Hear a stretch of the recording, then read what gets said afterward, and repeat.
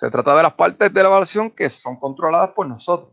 ¿Está? Ahora es hora de nosotros tener un poquito de más contacto con el paciente, con la paciente, con el cliente o la cliente, y entonces hacer unas medidas de cosas que ya nosotros conocemos o que tenemos un poquito de más dominio. ¿Está bien? Determinamos así las características notables y medibles de la lesión, y son bien importantes para determinar la impresión diagnóstica y el plan de intervención. Muy bien. Vamos a ir uno a uno en cada, vamos a ir detallando uno a uno. Y nuestra primera es la inspección. ¿Está bien? Es la examinación visual, de la forma en que nosotros observamos el área anatómica que estamos evaluando para entonces identificar unos rasgos, unos hallazgos, señales u otros detalles que nos ayudan a poder tener un mejor discernimiento sobre lo que está ocurriendo. ¿Qué nosotros podemos observar? Pues señales, que son rangos observables por el evaluador, que nos fueron descritos en el historial subjetivo. Así que si se nos quedó algún detalle o alguna señal que el paciente no mencionó, o que no lo había notado, o no se había dado cuenta, o realmente no saben del tema y pues ni siquiera lo pensó, pues entonces tengo una segunda oportunidad para yo verificar de que realmente pueda asistir esa señal, y eso me ayuda a establecer un poquito mejor nuestra impresión diagnóstica. Se inspecciona la postura, factores posturales que contribuyen a la posible disfunción de la paciente. Eso va a ser un poquito más específico en cada tema, ¿verdad? Cuando podamos discutir la etiología de una lesión, pues podremos entonces ir específicamente a cuáles son las posturas las posturas más comunes de una lesión, o qué es lo que se observa comúnmente en este tipo de lesión. Tercero, la biomecánica de ambulación, cómo camina, cuáles son los patrones de ambulación. También he visto muchas referencias que habla de la marcha del paciente, la forma en que camina. Y lo último, que es un poquito más específico a nosotros, biomecánica funcional, que son los factores contribuyentes relacionados a la mecánica de una destreza ejecutada, o lo que sería entonces la mecánica de algún deporte, en este caso para. Muy bien. Como pueden ver a mano izquierda, ahí hay un serio problema de postura. Pueden ver ahí el omóplato o la escápula, la adaptación que hemos hecho nosotros del inglés al español, la escápula. Eso es lo que se conoce como escápula alada, o en inglés angel wings. ¿Saben? Es que los músculos que están subyacentes, ¿verdad?, debajo o profundo a la escápula, no tienen la fortaleza para mantener estable la escápula en su lugar. Y eso es un factor importante, porque eso puede llevar a que desarrolles lesiones tanto en el área de la espalda media como en el hombro. Muy bien, es una estructura importante para la estabilidad, la funcionalidad del hombro. Si no está en un buen estado, pues entonces se afecta a lo demás. De ahí también entonces podemos ver otra cosa que se llama disquinesis escapular, que es que entonces la escápula, cuando hacemos movimiento del hombro, la escápula se mueve por un lugar donde no tiene que ir, y eso pues entonces afecta la funcionalidad de la estructura. Notable por demás, ¿verdad? De hecho, también ahí, si observamos bien, podemos observar que el paciente tiene una inclinación de su tronco hacia el lado izquierdo, y pudiéramos de ahí determinar también que quizás no es podemos ver una escoliosis de la columna, que es una desviación de la columna. Quizás no es anatómica, sino funcional, que se ve, nosotros percibimos dentro de la expresión que tiene la desviación, pero hay una manera de verificar si es funcional, si es que hay un desbalance de la fuerza muscular o de las estructuras que mantienen estable la columna o en línea, o si es entonces anatómica, que es que sí existe ya los huesos y las articulaciones de la columna, entonces están desviadas, y ya pues ahí la cosa es un poquito distinta. ¿Qué buscamos? Aquí está un poquito más dividido en especificidad de lo que estamos buscando. En las señales podemos encontrar deformidades, decoloraciones, inflamación, equimosis, que es lo mismo que ¿verdad?, que lo que decimos, que conocemos en el campo como el moretón. La atrofia, distrofia, herida o cicatriz. ¿Vale? Por medio de la postura verificamos si hay simetría bilateral, si se ve igual de ambas partes. Si hay compensaciones, como por ejemplo eso, como pueden ver, compensar es que yo hago un movimiento para favorecer a otro. Ese movimiento no es el correcto a la hora de realizar la función que yo estoy observando. Nosotros vemos compensaciones porque normalmente no se puede hacer el movimiento funcional o duele. La causa número uno, o la más común para hacer compensaciones, es que el movimiento que yo quiero realizar me molesta. Sí. Y las alteraciones anatómicas, pues entonces llega factores un poquito más físicos que realmente quizás no necesariamente son controlados por el paciente, pues, o es congénito, o lo desarrolló durante su crecimiento, u otras alteraciones que se hayan desarrollado de forma crónica, que entonces son factores importantes que pueden estar afectando a la lesión. Biomecánica de ambulación, contribuyentes directos y contribuyentes indirectos, solo vamos a estar mencionando un poquito más específico ya el tema del curso. Y la biomecánica funcional, pues que entonces, como la habíamos mencionado, destrezas un poquito más específicas, en este caso el deporte, que son ejecutadas erróneamente o que se están haciendo mal y que entonces las deberíamos corregir para evitar que sea un factor en la complicación de la lesión. Es un error común olvidar comparar el área no lesionada durante la evaluación. ¿Está bien? ¿Por qué tenemos que hacer una comparación? Se conoce como una comparación bilateral. Bilateral, bi es de dos, lateral de lados, dos lados o ambos lados. En este caso dos, porque nosotros tenemos dos lados. O sea, nuestra naturaleza del ser humano. Tenemos que hacer una comparación porque aunque se supone que las estructuras son iguales para todo ser humano, como quiera esas estructuras pueden tener unos rasgos específicos de la persona. Quizás yo tengo un maleolo medial, ¿verdad? El hueso que sobresale en la parte medial y lateral en el tobillo. Yo puedo tener un maleolo medial, al igual que otra persona. Se supone que todos tengan dos maleolos, uno en el lateral y uno en el medial. ¿Ves? Eso no cambia. Pero ¿por qué si tengo que hacer la comparación bilateral con la persona? Porque quizás esa persona sí tiene un maleolo más pronunciado que otra persona.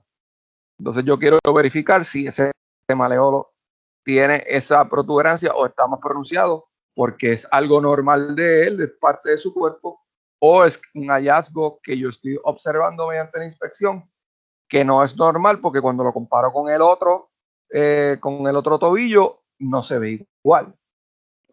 Palpación. Paso importante para determinar cuáles tejidos y estructuras anatómicas están envueltas en la lesión.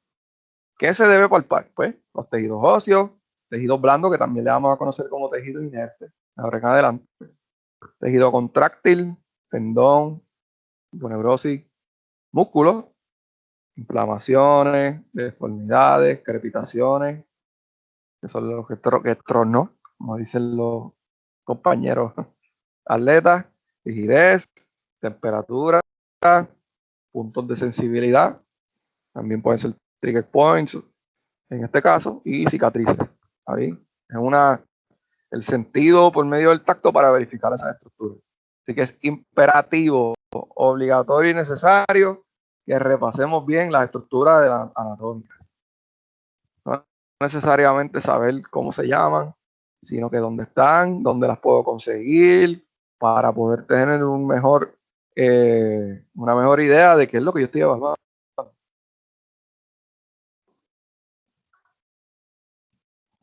Recomendaciones para realizar la palpación. Anatomía y posición, una pieza clave. ¿Está bien? Esta es una de las maneras correctas. Supone que coloquemos una mano sobre la otra, no importa si es la derecha sobre la izquierda o la izquierda sobre la derecha. Eso depende de la comodidad que usted sienta o su lado dominante, si lo quiere hacer de esa manera para que tenga más comodidad al realizar la destreza. Visualización, saber qué es lo que estoy palpando, dónde es que debo buscar lo que quiero encontrar, exactamente dónde está y que tengo que hacer el contacto en esa área para verificar. El contacto debe ser gentil, pero firme. No debe ser muy brusco, tampoco debe ser muy tímido a la hora de hacerlo. Muy bien, porque hay que palpar, hay que ir profundo si hay que hacerlo. Y se puede producir un poquito de dolor, porque es parte de la evaluación. Pero eso no significa que lo estamos haciendo sentir mal al paciente o algo. Ni que estamos tratando de hacerle más daño, sino que tengo que verificar la estructura y lo tengo que hacer. Muy bien, y siempre tratar de comenzar de distal. Aproximar. Rango de movimiento. Componente crucial del proceso de evaluación en donde se examina el movimiento de las articulaciones. Por medio de esta prueba, se determina si la posible lesión evaluada está relacionada a patologías de tejido contráctil o tejido inerte. No es que es universal, no es que por hacer esto ya yo voy a identificar que es tejido contráctil o tejido blando, que es lo mismo que tejido inerte. Pero sí me ayuda a poder entonces tener otros detalles para poder tener una mejor idea a la hora de desarrollar mi impresión diagnóstica. ¿Qué características estamos buscando? Bueno, pues son dos características que verificamos mediante el rango de movimiento. La cantidad del movimiento y la calidad del movimiento. Cuánto se mueve es la cantidad y cómo se mueve. ¿Qué rasgos tiene ese movimiento? Cuando hablamos de cantidad, buscamos la presencia de restricciones. La restricción es que el rango de movimiento no es completo. También puedo verificar si hay un rango de movimiento excesivo. Se supone que yo llegue, esta articulación flexiona hasta 45 grados y cuando yo la flexiono me llega a 60, 61, 62. Aquí hay un rango de movimiento excesivo. También nos deja saber algo. Muy bien. La calidad del movimiento, pues entonces, si produce dolor el movimiento, si podamos notar que hay percepción de debilidad muscular al realizar el movimiento, compensaciones que ya las hemos discutido y alguna disfunción mecánica. Todos los detalles generales de realizar el rango de movimiento son los siguientes. Se debe estabilizar a la persona para evitar las compensaciones, porque si yo quiero hacer una medida exacta, confiable de la estructura, tengo que evitar las compensaciones porque eso me va a alterar el resultado. Y si me altera el resultado y me da un falso positivo de algo, pues entonces no voy a poder establecer una meta en mi tratamiento, en mi intervención, y a la larga eso va a repercutir en el resultado de mi trabajo. ¿Bien? Siempre hacer comparaciones bilaterales de la misma manera que hacemos la inspección y la palpación. Tenemos que hacer bilateral para poder comparar los valores entre la misma persona. Se realiza primero con la extremidad contraria y después entonces el área anatómica involucrada.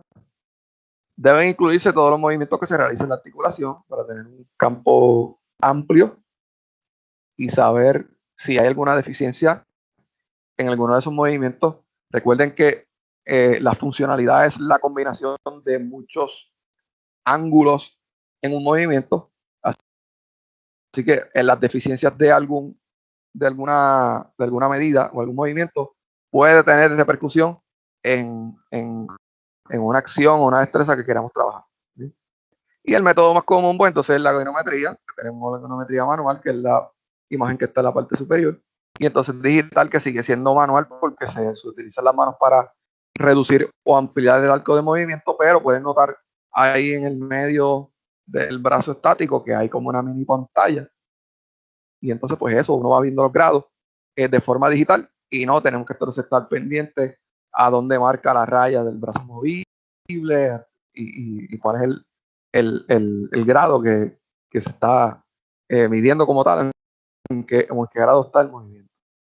Hay uno un poquito más computarizado que uno posiciona eso tiene, pues siempre tiene dos extremos, un extremo en un lugar, el otro extremo es el que es movible y hay una medida computarizada. Eso existen también, pero no está contemplado por nosotros por ahora.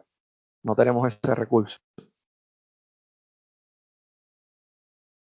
Y como quiera, la goniometría sigue siendo el más utilizado. Pero no ha cambiado mucho. Contraindicaciones, cosas que no debo hacer porque si las hago son peores para la lesión. Dislocación, fractura y cirugía. Hacer rango de movimiento cuando se presentan estas características son contraindicadas. Compañero que me preguntó ahorita de malpractice. Yes, sir. Roberto, aquí tienes un ejemplo. Si yo hago un rango de movimiento, una prueba de rango de movimiento, cuando veo que hay una dislocación, cuando hay una fractura, una cirugía, y yo le hago daño a esa persona sabiendo que eso no se debía hacer, eso es un malpractice. ¿Ves? Es una mala práctica porque se sabía o se sabe que tú no lo debías hacer. Y para que estemos claros, el malpractice no se establece si la persona lo sabía o no. No es responsabilidad del paciente asegurarse de que usted sabía eso o no, porque se asume de antemano que usted tiene ese conocimiento o que si está realizando esa destreza, usted tiene dominio total y que no va a hacerle daño a nadie. No está inventando con una persona. ¿Ahí? Hay diferentes tipos de mala práctica. Eso se supone que se haya tocado en seminario. Dígame. En caso de que haya que poner un cabestrillo porque hay una dislocación en el hombro, en el codo, ¿cómo se puede poner? Porque tienes que mover el brazo, ¿no? Bueno, pues hay unas maneras de hacerlo de manera correcta y puede haber un tipo de complicación en el movimiento porque somos humanos, ¿verdad? Uno trata de hacer lo mejor posible y evitar no hacerle daño. Tiene que tener cuidado con eso. Pero si tienes que moverlo un poco para poder posicionarlo, pues lo tienes que hacer, no hay de otro. Okay. Ahora, hacer un movimiento brusco sin tener las precauciones o hacer un movimiento sin saber cómo hacerlo, pues entonces ahí pues ya puede ser un tipo de mala práctica y eso es una cosa distinta. Pero si tienes que hacer algo porque te toca y es lo correcto y tienes que moverlo un poquito, pues se hace. Ok. Muy bien. Continuando, seguimos con las precauciones.